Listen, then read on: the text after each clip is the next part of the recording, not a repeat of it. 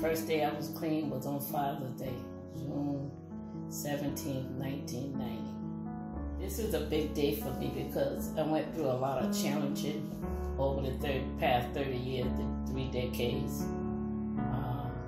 Some of the things, some of the time that I didn't thought I would get used to it. Somewhere down the road, we started using drugs to socialize with people. We use alcohol to socialize with people. And we use these things for loneliness. We go through a lot of stress and we want to just numb ourselves out because we don't want to feel what we're feeling. So somewhere down the road, we cross that line into addiction. And once we cross that line into addiction, there's no turning back, you know. You got to do all you can, you know. It's just like obsession, you know. You got to have it, you know. And once we cross that line, we immediately go into denial. And once they're saying that, we don't have a problem. You know, until we come out of that denial and do something different. We continue to go on down that downhill path.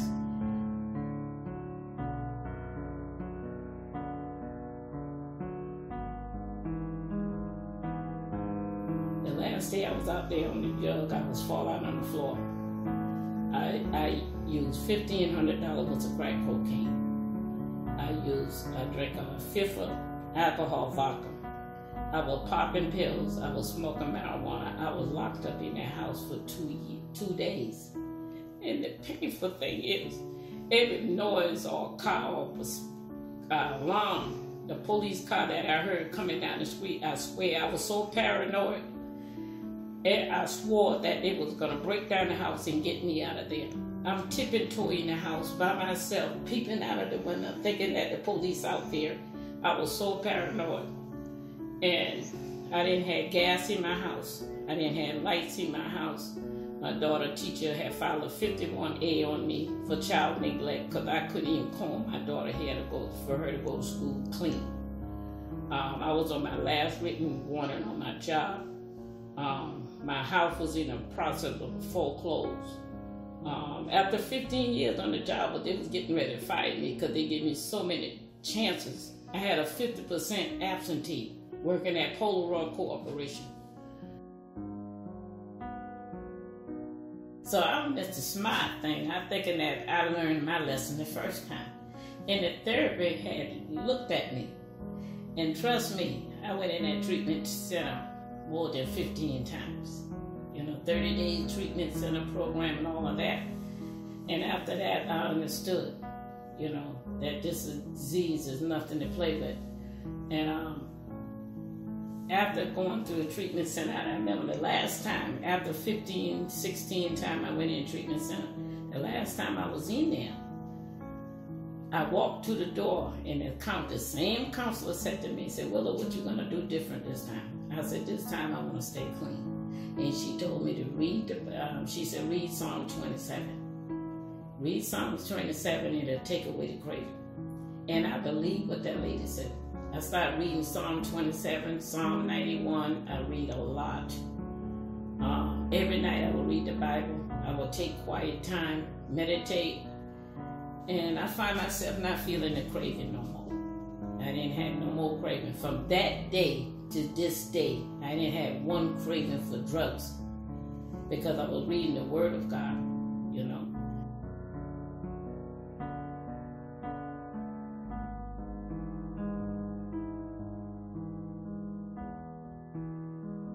After I went in the treatment center for 2 weeks, they rushed me out of there because they did a blood test on me, and they normally don't do blood tests. And they found out that I was pregnant in the tube.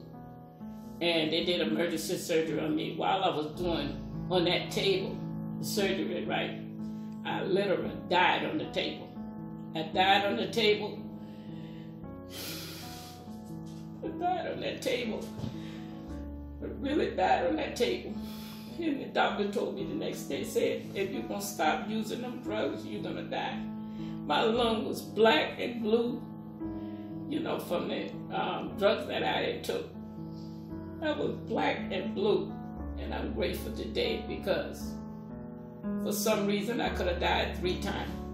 I could have died from an overdose. I could have died from the ectopic pregnancy. I could have died from on that table that God had brought me back. And I know He got plans for me. You know, I know God is real. You know, and I don't need nobody to tell me that God is not real. I had a very good friend that sponsored me over the years, and she said, pinch yourself on the arm and tell me how it feel. I used to pinch myself on the arm, and she said, how it feel? I said, it hurt. She said, that's what it's supposed to do. You know, it's supposed to hurt. You're supposed to be able to feel your feelings without using drugs over it. And I didn't plan to be clean this many years, but I did it one day at a time. It wasn't easy for me, but I continued doing what I need to do one day at a time, and then I ended up with 30 years.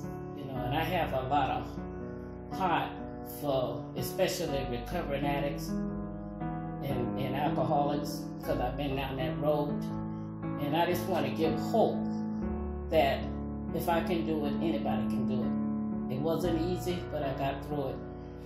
My daughter was like 9 years old when I got clean. Now I'll be 66 years old, July the 1st.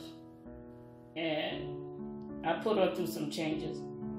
But when I got clean, when she was 9 years old, I become that mother that God intended me to be. You know, I did everything. I was the mother and the father in my household. You know, I raised my daughter alone. And I had to file a bankruptcy court. I had to go to a bankruptcy court, and I was in that court for about 10 years. I had to pay back over $50,000 in debt from using drugs. You know, I got out of debt.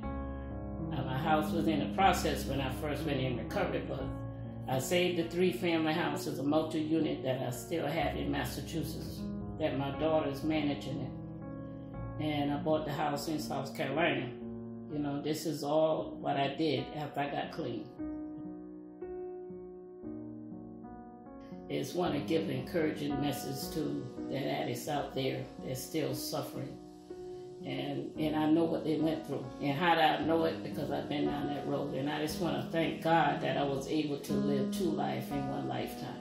And being able to do a lot of things at 66 that a lot of people not able to do. I work in my garden every day. God's will is for me to have something that I can do to help other addicts out there. And I have did volunteer at the treatment center. I did volunteer at the prison. I did a lot of volunteer for World AIDS Day through my company. I did a lot of stuff. I was on the Susan Warnick show years back. She was a TV show. I was talking about addiction on the Susan Warnick show. I did a lot of stuff. I sponsored people over the years.